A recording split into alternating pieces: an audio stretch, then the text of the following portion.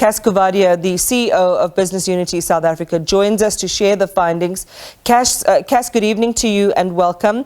We have three logical options available, each with its own complexities and impacts. Let's begin with the two you believe won't be viable: cutting other expenditure in the budget and issuing more debt.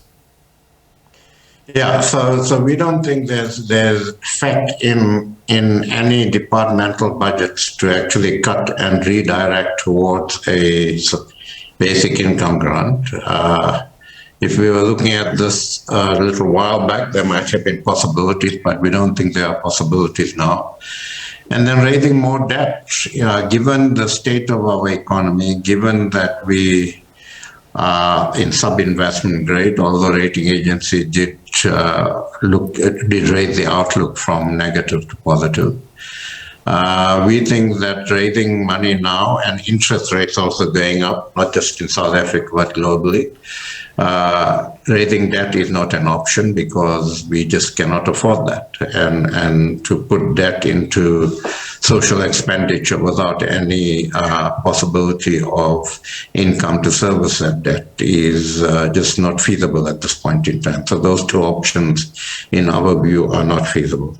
So that leaves raising taxes. And Cas, before we light our hair on fire, tell us why this path makes sense in the way that you envision it.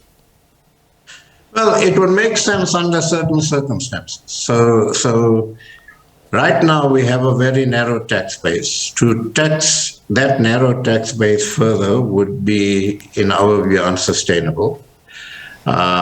We don't believe that corporate tax can be raised any further in this climate because of low economic growth, and our corporate taxes are reasonably competitive, so we shouldn't be raising them anymore.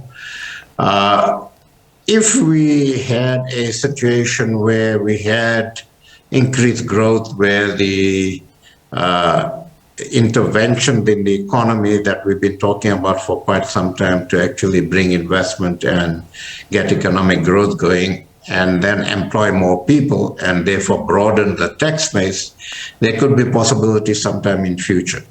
But right now, we don't think there's space for a tax increase. Why are we saying that that could be feasible is that it's feasible under particular circumstances, and that is circumstances that lead to a substantial broadening of the tax base from what we have at the moment. There's a very few people in the country paying tax at the moment, and if you increase taxes on those people, then you'll actually get behaviors that are negative, and that would actually have an impact on revenue collection generally. So what we are saying is that out of the three options, the third option is feasible, but under very, very different conditions, under very, very different circumstances, only when we have substantial growth, only when we have a broader tax base, and only at a time when we are able to reduce our debt to GDP ratio, at a time when we're able to employ more people, because that then reduces the number of people that we need to actually cater for with a basic income grant. So all those circumstances need to be in place before we can consider the third option. Cas, not to be... I'm so sorry. Not to be cynical, but all those sort of perfect environments or contexts that need to exist before taxing the tax base and a widened tax base, as you've just described, to exist, it looks, it sounds like a time way in the future, because it's certainly not within our purview right now.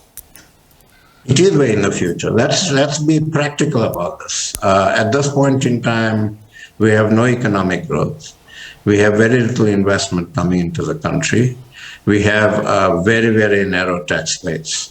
We have a situation in our country where corporates, if you, within the context of an environment where business growth and economic growth is not possible until we make the necessary interventions, to tax corporates further would be counterproductive. So we don't have those such set of circumstances.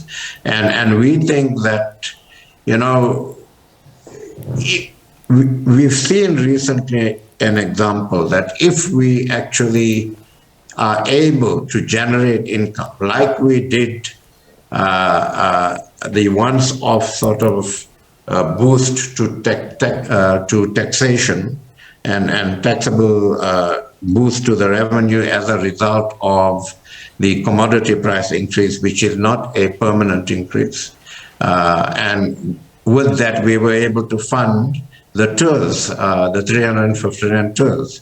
Now, we need that sort of a situation on a permanent basis, and that can only happen if we have economic growth. Through the economic growth, we employ more people. Through employing more people, we have a broader tax base, and then you can then tax that broader tax base. At this point in time, if you're looking at taxing the tax base that exists currently with more taxes, then that will have to be spread between not just at high-income people, but amongst middle-income and low-income people as well.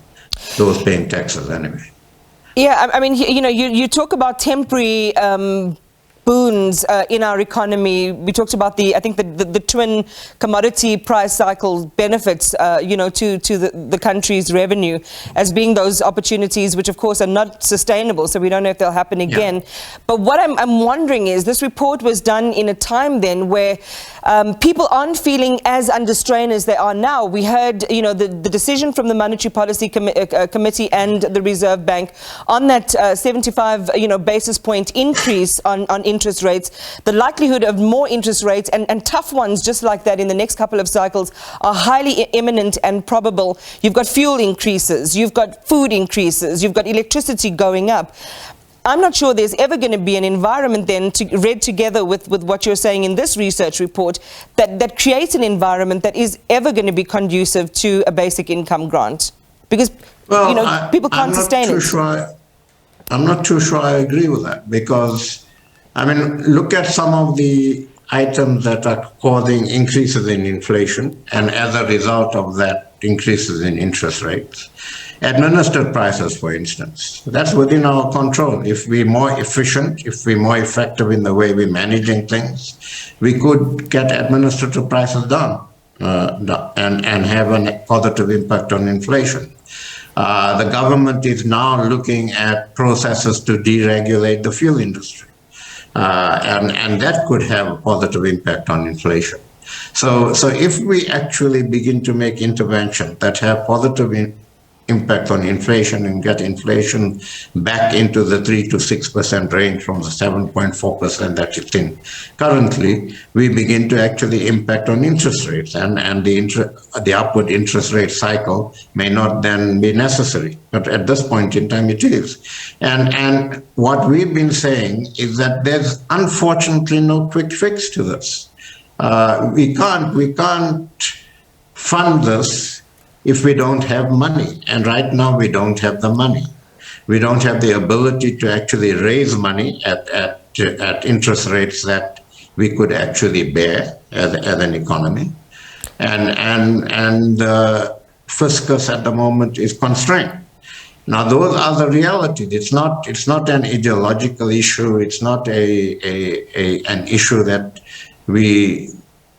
what we're saying, that we need to debate how we fund the basic income grant. We're not saying that we shouldn't have a basic income grant. Okay. But the issue is that and we've been saying for quite a few years, the sort of interventions that need to be made in the economy and the benefits of that. If we had done that 5, 6, 7 years ago, we might not be in the position we are currently, and this might be a different debate on how we fund a basic income grant. Cas Coovadia, thank you for talking to us this evening. We appreciate your time and sharing the details of that second report on a basic income grant. Cas is BUSA CEO.